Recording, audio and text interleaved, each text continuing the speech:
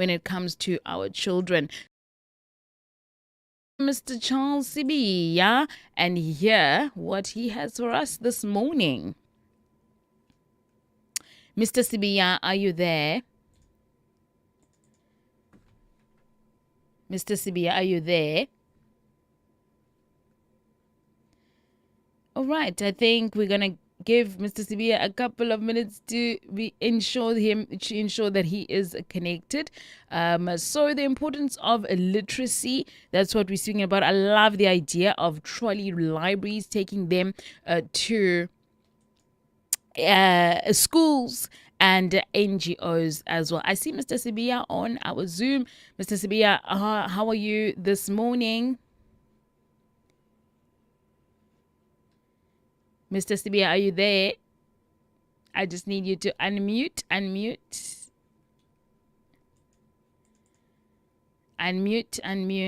we can have a conversation. Mr. Sibiya, can you hear me? Charles Sibiya, can you hear me? Okay, I think we are having some trouble there, but we will work it all out. But I love what it is that they are doing. That is the Oxford University Press of South Africa, together with AVBOB, ensuring that our young people have a literacy. I think young and old, literacy is not just a young people thing, but I think it is for really everyone. Mr. Charles Sibiya, how Hello, are can you hear you? me? Yes, I can hear you now. I'm fine, thanks. And how are you? I'm well. I'm sorry for these technical glitches I've been trying to get on for the past 5 minutes. I'm sorry about it. No problem at all. These things do happen. We absolutely do understand. But you are good this morning. Happy Youth Day. Happy Youth Day. I'm fine, and it is so poignant that we are discussing this matter today on this very important day in our Latvian history. You're right. It Yes. is. Hey, it is. So I think we should start off with the importance of literacy. Why is literacy important? Literacy is very important, and we can all agree that it is a foundation that is laid for learners as they begin their journey to learn, and it is the only thing that can anchor them in how they interact with any learning content. So literacy becomes a gateway and life investment for learners, purely on the basis that language helps learners to understand and to grasp concepts easily. And as learners progress in life and in their education journey, they begin to develop meaning and understand the content of what it is that they're learning. So we need to invest heavily on the development of language, particularly at an early stage of literacy. Absolutely. Now, Mr. Sibiya, what I want to know is the importance. We've spoken about the importance of literacy, but what is the importance of children learning and reading in their mother tongue? Research has shown that learners who learn, particularly in home language rather than just any language, as I've indicated earlier, learners are able to grasp concepts easily, and it builds their confidence and that they perform better academically. And when this happens, is that learners are able to learn better and progress academically, and they are able to learn a second language. For an example, they'll be able to also learn different subjects like maths, science, commerce, and all that. So language becomes very important in that respect. Absolutely. Now, what is it that Oxford University Press is doing for young people and ensuring that children have access to books in all South African languages, official languages? Right. Oxford prides itself as being the leader in literacy publishing, to the extent that we publish in all official languages, all 11 official languages. And it is not just purely an issue of translating books from one language to the other. We develop books that are written in the languages that learners grow up with, languages that they are spoken at home. And these are stories that are reflective of learners' lives, and they can always and easily find themselves and identify themselves within those stories. And that's what builds this confidence that we're talking about. And it's far beyond the confidence only. It also builds the pride in learners and children speaking their own language and being able to express themselves in those languages. You know, I remember when I was at school and I was having troubles with maths.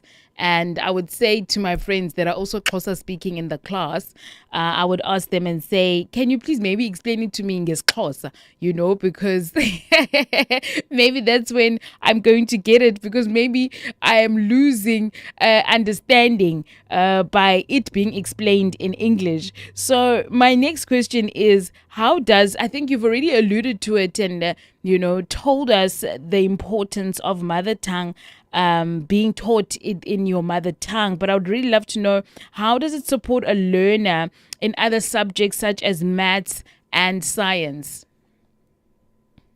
Your example is very direct in answering this question. The fact of the matter is that you were anchored in your own mother tongue. And when things got difficult for you, you had a language that you could fall back on, a language that you grew up learning and speaking, Yes. which was isiXhosa in your case. So much that when English was becoming a hindrance to your learning process, you had something to fall back on. Now, let's turn this around and explain why it's important then to learn in mother tongue rather than an additional language, as it is in many cases right now as we speak, that there are a lot of children that are being taught in English right from the foundation phase. Now, those learners are highly compromised in the sense that when things get tough, when those concepts that I was talking about, when they are unable to grasp these concepts, they don't have a language that they fall back onto. Now, the positive side of what we are trying to do, especially when we talk about mother tongue based bilingual education, is the fact that learners have to start learning in their mother tongue and they progress. But we're not saying that they cannot learn an additional language, in this case, English. Now, what we're talking about here, we're talking about what is called additive bilingualism. In other words, mother tongue takes precedence over an additional language. However, both languages can be still be taught together, but the mother tongue must take precedence. In so doing, it helps learners to grasp these scientific concepts, and it also dispels the notion that our African languages or any other language is not tuned up for scientific study or to study maths in an African language or to study business in African language. However, the point that I'm making, based on the example that you made and the question that you are asking, is that concepts become much more easier and they are able to comprehend these concepts much easier if the foundation has been laid at a foundation at the mother tongue level. So, mother tongue really does ensure that learning takes place, and it takes place sometimes in a much easier way. Now, when it comes to parents and caregivers that are listening right now, what can they begin to do at home, even with limited resources, to support literacy in their children, in their home language, in the children's home language? Yes, we must recognize that there is a shortage of resources across languages in terms of what learners can access in for them to be able to read in their mother tongue. We know that some languages are not as developed as others. However, that is not the end of it all. Parents, caregivers, families still have a responsibility to continue to use mother tongue in their everyday lives when they talk to children. They can read books whenever they are able to access those type of books. We know that with Africans, we have always depended on oral story reading, which has always been a basis for building language skills, and that was building on this imagination and tapping into children's imagination.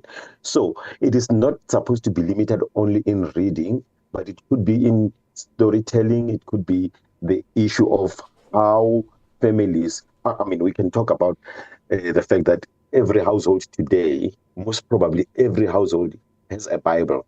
So it doesn't have to be academic reading. It could be anything that provides an opportunity for children to read.